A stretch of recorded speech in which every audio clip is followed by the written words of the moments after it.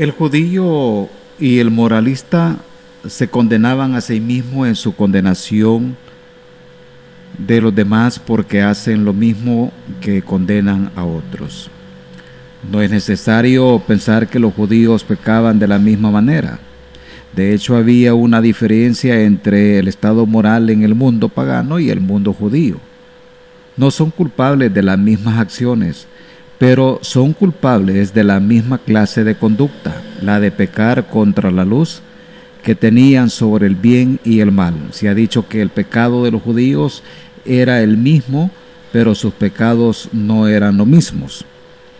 El apóstol Pablo entiende que en el versículo 2 es una respuesta del judío representativo. Aquí Pablo se dirige en el pasaje. Es mejor entenderlo con una afirmación del apóstol.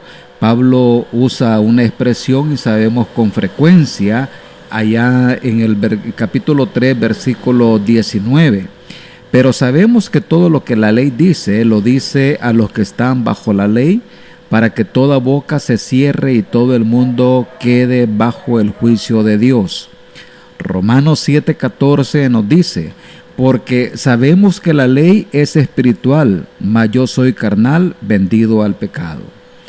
En su capítulo 8, versículo 22, nos dice: porque sabemos que toda la creación gime a una, y a una está con dolores de parto hasta ahora. El versículo 28 de este capítulo 8 dice: y sabemos que a los que aman a Dios, todas las cosas les ayudan a bien, esto es, a los que conforme a su propósito son llamados. En la carta del apóstol Pablo a la comunidad de Corinto, capítulo 5, verso 1 nos dice: porque sabemos que si nuestra morada terrestre, este tabernáculo, que se deshiciere, tenemos de Dios un edificio, una casa no hecha de manos, eterna en los cielos. Pablo también en el consejo a Timoteo, capítulo 1, versículo 8, la primera carta, dice: pero sabemos que la ley es buena si uno la usa legítimamente.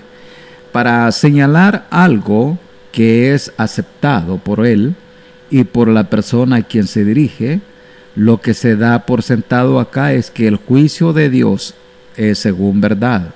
La sentencia de Dios es según los hechos.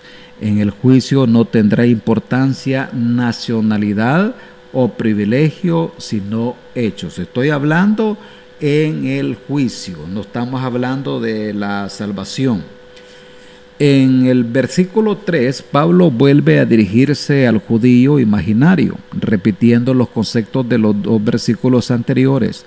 Por medio de una pregunta aplica a la situación del judío. La verdad es que acaba de enunciar con respecto al judío al juicio de Dios. En el griego extrabíblico, la palabra traducida como supones, se usa en el lenguaje comercial en el sentido de contar, calcular. Después se aplicó al pensar objetivamente y reflexivo con el sentido de considerar o tomar en cuenta. En términos que invita a razonar, y quizás por eso es uso frecuente en esta carta, que lo usa 19 veces. Una epístola con un estilo reflexivo. El pronombre recibe el énfasis en la pregunta. El juicio debe de ser el último en pensar que escapará. Pero esta es precisamente la actitud reflejada en citas como está en el libro apócrifo, un libro que no está dentro del canon bíblico evangélico, sino que está dentro de las traducciones que tienen las iglesias católicas. Por ejemplo, dice el libro el deuterocanónico Sabiduría: aunque pequemos somos suyos. Romanos 15:2 nos habla de que cada uno de nosotros agrade a su prójimo en lo que es bueno para edificación. La pregunta del apóstol tiene 3 implicaciones que el judío no podría evitar: el juicio, el ser condenado y el castigo correspondiente a su culpabilidad.